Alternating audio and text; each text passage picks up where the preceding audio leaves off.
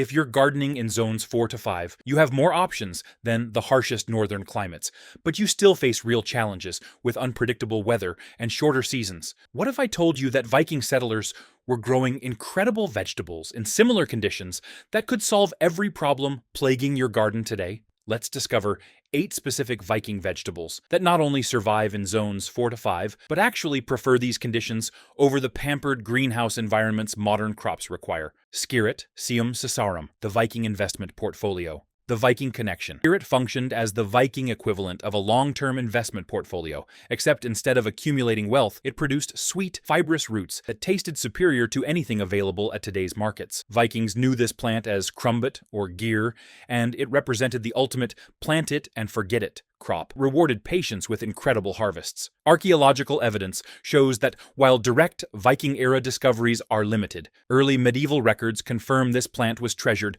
throughout northern Europe, with cultivation techniques passed down through generations of Norse settlers. The roots contained abundant starch and natural sugars, featuring feathery green foliage and extensive taproots that could dig deep into soil for nutrients even during drought conditions. What made Skirret absolutely revolutionary for Viking communities was its incredible reliability and longevity. While contemporary gardeners pamper their vegetables with continuous watering, pristine soil conditions, and temperature-controlled environments, Skirret simply performed its magic underground without complaint. You established it once, and these sweet white roots expanded year after year without requiring any assistance from you. The flavor profile was what made Skirret genuinely extraordinary. These slender white roots were naturally sweeter than carrots or parsnips, so delectable that medieval aristocracy insisted on them in their royal gardens. Vikings consumed Skirret both raw and cooked, frequently sweetening it with honey, to create what amounted to medieval confectionery. The roots could be boiled, roasted, or transformed into sweet delicacies that made harsh winter dining tolerable. What made it especially precious was its dependability during severe Nordic winters, when other crops completely failed. By the 18th century, we had discarded this cold, hardy champion for potatoes, which demanded ideal conditions and constant monitoring. It's like exchanging a dependable work truck that starts every morning for a luxury vehicle that malfunctions every winter. Skirret was labor-intensive to harvest and produced lower yields than modern crops, but it provided something far more valuable: guaranteed food security in an unpredictable climate. Why it's perfect for zones 4 to 5. Skirret thrives in zones 4 to 8 and actually improves with cold weather. The roots become sweeter after frost exposure, making it ideal for areas with reliable winter freezing. Modern growing guide. When to plant. Start from seed in early spring or plant root divisions in fall. Where to plant. Rich, moist soil in full sun to partial shade. Spacing. 12 to 18 inches apart. Plants spread slowly. When to harvest. Dig roots in fall after first frost for best sweetness, or early spring before new growth. Success. Secret.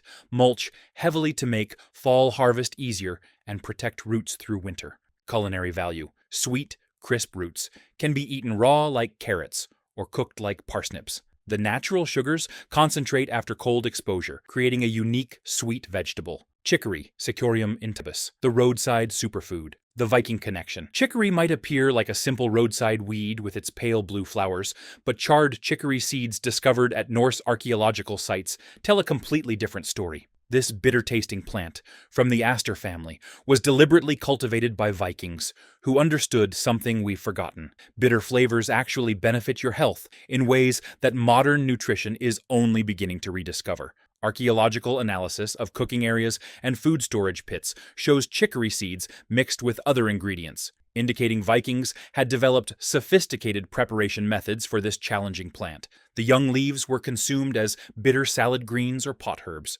supplying valuable nutrients during the sparse months of winter and early spring, when vitamin deficiency was killing people across medieval Europe. Vikings also roasted the roots to create a coffee-like beverage, a practice that remained widespread across Europe for centuries and was still common during World War II when actual coffee was unavailable. The plant served dual purposes as both food and medicine, used to support digestion in communities that understood the relationship between bitter foods and digestive wellness long before modern science confirmed these connections. What made chicory absolutely essential for Viking survival was its incredible resilience and nutritional density. Modern chemical analysis has revealed what Vikings knew instinctively. Chicory is packed with inulin fiber, fiber, and antioxidants that health experts now recognize as superfoods. The plant contains compounds that support liver function, aid digestion, and provide prebiotic benefits that promote gut health. But here's the amazing part that proves Viking agricultural wisdom.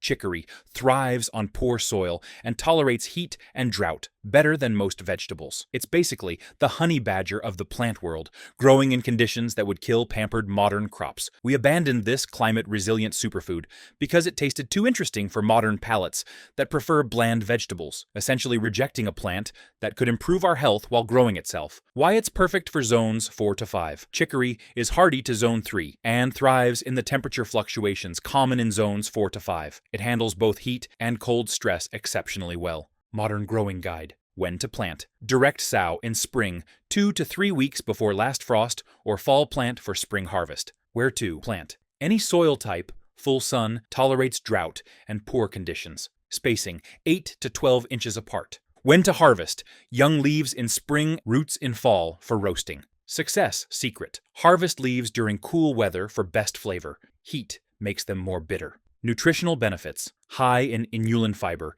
antioxidants, and compounds that support liver and digestive health. The roasted roots make an excellent caffeine-free coffee substitute. Garden orach, Atriplex hortensis, the colorful survivor. The Viking connection. Garden orach proves that Vikings maintained more colorful and nutritious diets than most contemporary families. Archaeological evidence from 10th and 11th century Scandinavian sites shows they cultivated this leafy green in varieties that have completely vanished from modern gardens. Red, purple, and golden varieties that would make any contemporary salad social media worthy. This robust plant from the goosefoot family originated in Eastern Europe, but adapted excellently to Norwegian conditions, where Vikings appreciated its value for challenging growing situations. Orach essentially represents spinach's more interesting and resilient relative, available in colors that provided not just nutrition, but visual appeal that made harsh winter meals more appetizing and psychologically satisfying.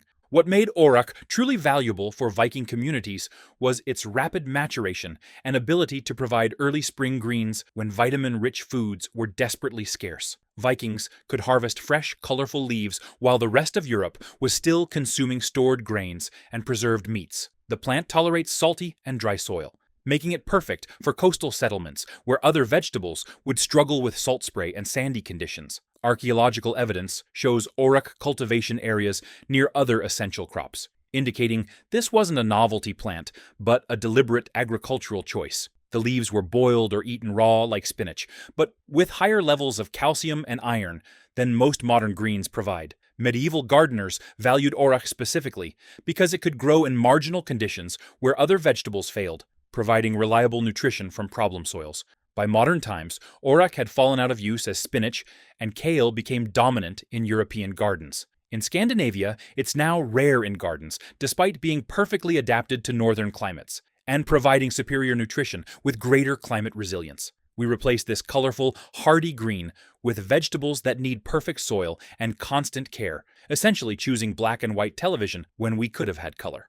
Why it's perfect for zones 4 to 5. Orach thrives in zones 3 to 9 and handles temperature swings well. It's particularly valuable for early and late season, growing when other greens struggle. Modern growing guide. When to plant. Direct sow 2 to 3 weeks before last frost. Succession plant every 3 weeks. Where to plant. Any soil type, full sun to partial shade, tolerates salt and drought. Spacing 8 to 12 inches apart, or grow as cut and come again crop. When to harvest. Young leaves when 4 to 6 inches long, continuous harvest before flowering. Success secret. Pinch flower buds to keep leaves tender and extend harvest season. Nutritional value. Higher in calcium and iron than spinach, with colorful varieties providing additional antioxidants. The red and purple varieties are particularly rich in anthocyanins. Sweet cicely, Myrrhis odorata, the natural sweetener, the Viking connection. Sweet cicely was so exceptional in medieval Bergen that locals called it the King of Denmark, revealing how precious this anise-scented herb was to Norse communities. This remarkable plant functioned as the Vikings' sugar substitute, providing natural sweetness centuries before refined sugar reached northern Europe, making it absolutely essential for communities that needed to make harsh winter foods palatable. Every component of this plant, from the umbellifer family, delivered gentle sweetness with a distinctive licorice flavor that transformed simple foods into something genuinely enjoyable. Vikings used the leaves and stems to sweeten soups and stews, employed the seeds as flavoring agents, and utilized the roots as sweet seasoning that made harsh winter meals more palatable and psychologically satisfying during the long, dark months. Archaeological evidence from western Norway shows sweet cicely was commonly grown in medieval gardens, valued both for its sweetening properties and its role in folk medicine. It was prized enough that monastery gardens specifically cultivated sweet cicely, and Norwegian confectioners made candy called the King of Denmark, flavored with this remarkable plant, showing its cultural significance extended beyond mere sustenance. What made sweet cicely perfect for Viking settlements was its tolerance for shade and ability to naturalize in woodland clearings. Many Norse communities were tucked into forest areas where full sun crops wouldn't thrive, but sweet cicely flourished in partial shade conditions that would challenge other herbs. The plant is rich in essential oils and nutrients, providing both flavoring and medicinal benefits in one convenient package. The plant could reduce dependence on precious honey stores while adding complex flavors to simple foods, essentially functioning as a renewable sweetener that improved with age. With the advent of imported sugar and artificial flavorings, sweet cicely gradually disappeared from European gardens, surviving mainly in old monastery sites and traditional herb gardens, where its unique flavor profile was still appreciated by those who understood its value. Why it's perfect for zones 4 to 5. Sweet cicely is hardy to zone 3 and thrives in the partial shade conditions common in mixed gardens. It's particularly valuable for woodland or forest edge plantings. Modern Growing Guide: When to plant. Sow fresh seeds in fall for spring germination, or plant divisions in spring. Where to plant: partial shade to full shade, rich, moist soil. Spacing: 18 to 24 inches apart, grows 2 to 3 feet tall. When to harvest: young leaves and stems throughout growing season, seeds when green and tender. Success: secret. Seeds need cold stratification. Plant fresh seeds in fall or refrigerate for 3 months before spring planting. Culinary uses: use leaves and stems as natural sweetener in desserts and beverages. The green seeds have an intense anise flavor, perfect for flavoring cakes and cookies. Burdock, Arctium lapa, the misunderstood root vegetable. The Viking connection. Burdock might be the most unjustly criticized plant in gardening history. Those sticky burrs that attach to your clothing and irritate hikers are actually protecting one of the most nutritious root vegetables Vikings ever cultivated. Historical records confirm that medieval gardens specifically grew burdock for its massive edible roots, understanding that beneath the plant's aggressive exterior was a valuable food source that could thrive where other crops failed.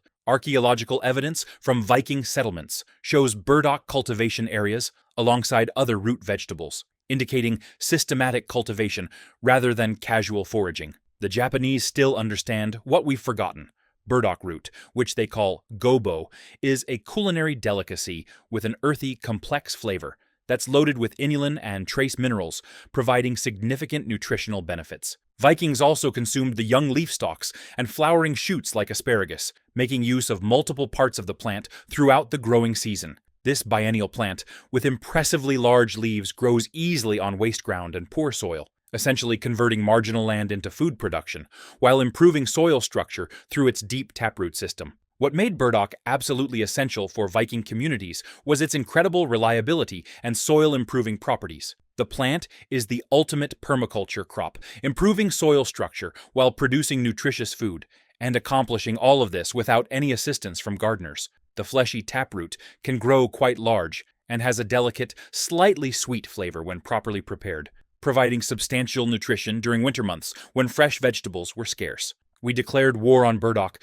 because of its clingy burrs, essentially prohibiting a nutritious food source because it was too persistent in its reproductive strategy. Modern dating apps could learn something from burdock's attachment strategies. But meanwhile, we're missing out on a hardy, nutritious vegetable that requires no special care and actually improves the soil while it grows. Why it's perfect for zones 4 to 5. Burdock is hardy to zone 2 and thrives in the variable conditions of zones 4 to 5. It's particularly valuable for improving poor or compacted soils. Modern Growing Guide: When to plant: direct sow in spring after soil warms, or fall plant for spring harvest. Where to plant: deep, loose soil in full sun to partial shade. spacing 6 to 8 inches apart, thin for larger roots. When to harvest: first-year roots in fall, young leaf stalks in spring. Success secret: harvest roots before they become woody. First-year roots are most tender. Culinary value: roots have a sweet, earthy flavor similar to artichoke hearts. Young leaf stalks can be peeled and eaten like celery, high in inulin fiber and minerals. Ground elder, Opium podagraria, the free food system. The Viking connection. Ground elder represents one of history's most misunderstood vegetables. Today, we call it bishop's weed or goutweed, and it appears on every list of invasive garden nuisances requiring immediate destruction. However, archaeological records from Viking Age sites reveal a completely different narrative. This perennial, with compound leaves, was actually cultivated as a garden plant in Bergen, Norway, and valued as a reliable food source. It was termed Skirret, or German cabbage, and has been utilized as a pot herb for over 1,000 years, with cultivation techniques passed down through generations of Norse gardeners. Ground elder essentially represents nature's method of offering complementary food, and modern gardeners are too stubborn to accept the offering, essentially rejecting a plant that could feed families while requiring zero maintenance or input. Archaeological evidence shows ground elder cultivation areas near other essential vegetables, indicating this wasn't accidental spread, but deliberate agricultural planning. This plant spreads more rapidly than rumors in a small community, demands zero maintenance, and generates vitamin-rich greens throughout the entire season. Vikings consumed the young leaves raw or prepared them like spinach, understanding that this reliable perennial could nourish families when other vegetables became scarce. What made ground elder indispensable for Viking settlements was its incredible dependability and nutritional density. The plant requires no cultivation beyond containing its spread, making it perfect for communities that needed food security without constant gardening work. It grows quickly, tolerates frost, and contains abundant vitamins A and C, plus minerals that were especially valuable during the hunger gap of late winter and early spring. Medieval doctors valued ground elder as an herb against gout, which explains its Latin designation podagraria, but Vikings recognized its worth as a dependable perennial green that could sustain communities through unpredictable seasons. The plant essentially functions as a renewable food system that volunteers to feed families year after year, spreading to fill available space and producing more nutrition as it establishes. Modern agriculture has declared war on ground elder with chemical herbicides, labeling this nutritious plant as a nuisance, while we pay premium prices for organic spinach and kale at grocery stores. Ground elder is the ultimate revenge plant. We tried to kill it, but it just keeps coming back, offering us free nutrition while we're too proud to accept nature's gift. Why it's perfect for zones 4 to 5. Ground elder is hardy to zone 3 and thrives in the variable moisture conditions common in zones 4 to 5. It's particularly valuable for shaded areas where other vegetables struggle. Modern growing guide. When to plant. Plant divisions in spring or fall, rarely grown from seed. Where to plant. Any soil type. Partial shade to full shade, moist conditions preferred. Spacing. 12 to 18 inches apart. Will spread to fill space. When to harvest. Young leaves continuously through growing season, best before flowering. Success secret. Contain spread with barriers if desired, or embrace it as a low-maintenance food forest. Nutritional benefits. High in vitamins A and C, minerals, and protein. Young leaves are tender and mild-flavored, becoming stronger as they mature. Lovage. Levisticum officinale. The flavor powerhouse. The Viking connection. Lovage was the Vikings' secret weapon for transforming bland food into something extraordinary. This towering perennial herb provided celery-like flavoring that was 10 times more potent than anything available today, making it absolutely essential for communities that needed to make preserved foods palatable throughout long winters, when fresh ingredients were impossible to obtain. The plant was likely brought north by medieval monks and quickly became a staple in Viking-era gardens, with archaeological evidence showing cultivation areas dedicated specifically to this remarkable herb. Vikings used the leaves and young stems as seasoning in soups, stews, and broths,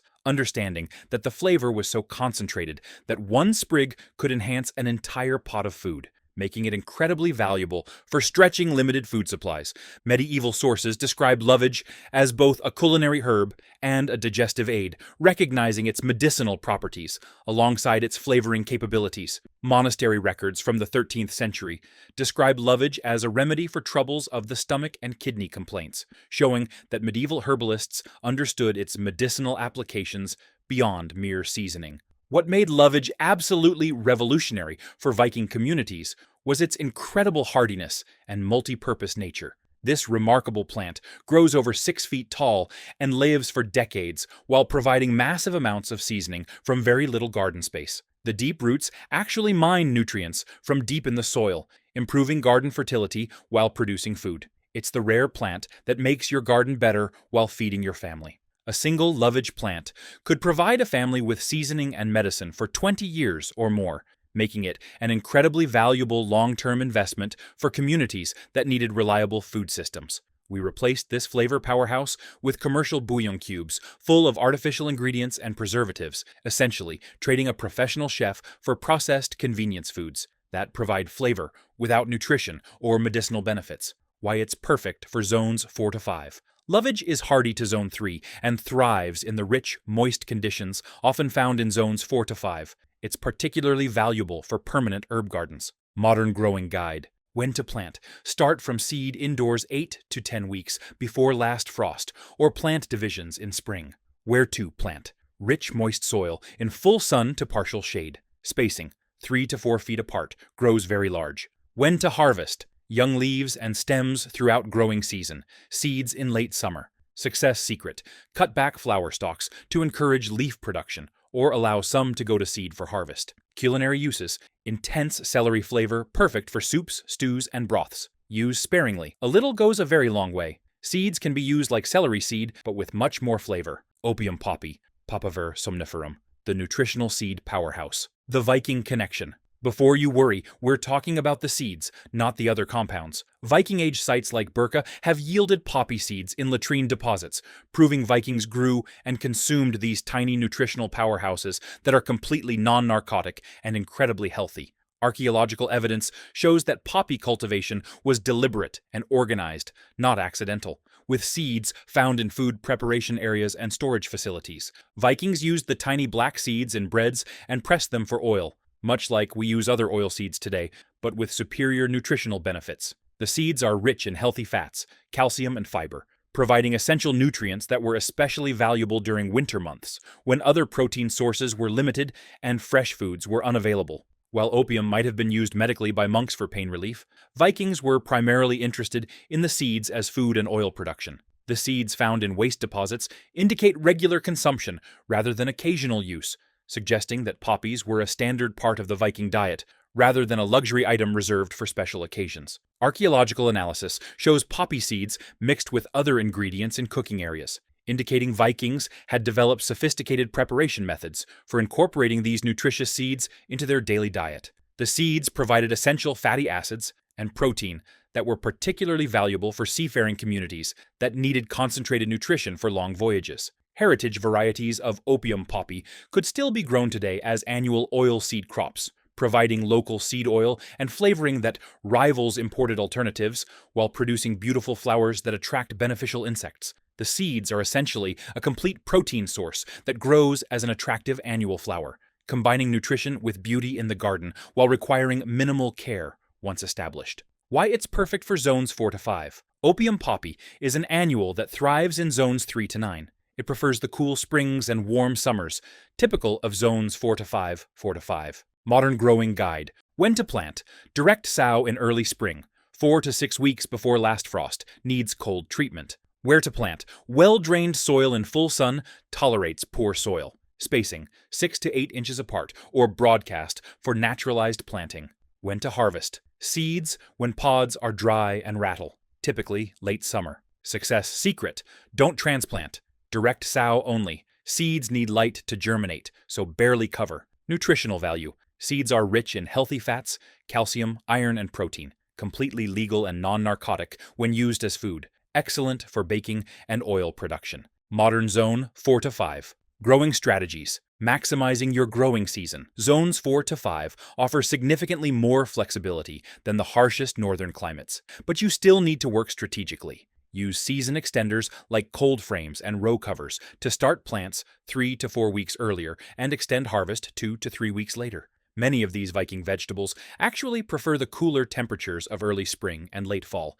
giving you extended harvest windows. Soil management. These zones often have excellent soil potential that just needs proper management. Focus on building organic matter through composting and cover cropping. Many Viking vegetables like Burdock and Lovage actually improve soil structure while they grow, creating better conditions for other plants. Succession and companion planting. Plant fast-growing crops like orach and ground elder in succession every 2 to 3 weeks for continuous harvest. Use perennials like Lovage and sweet cicely as permanent fixtures that provide structure and continuous harvest for decades. Companion plant annual and perennial varieties to maximize space and create beneficial plant communities. Weather resilience. Zones 4 to 5 can experience sudden weather changes that challenge even hardy plants. Focus on varieties like Chicory and Burdock that handle both heat and cold stress well. Plant in protected locations or create windbreaks to moderate temperature extremes. These 8 forgotten Viking vegetables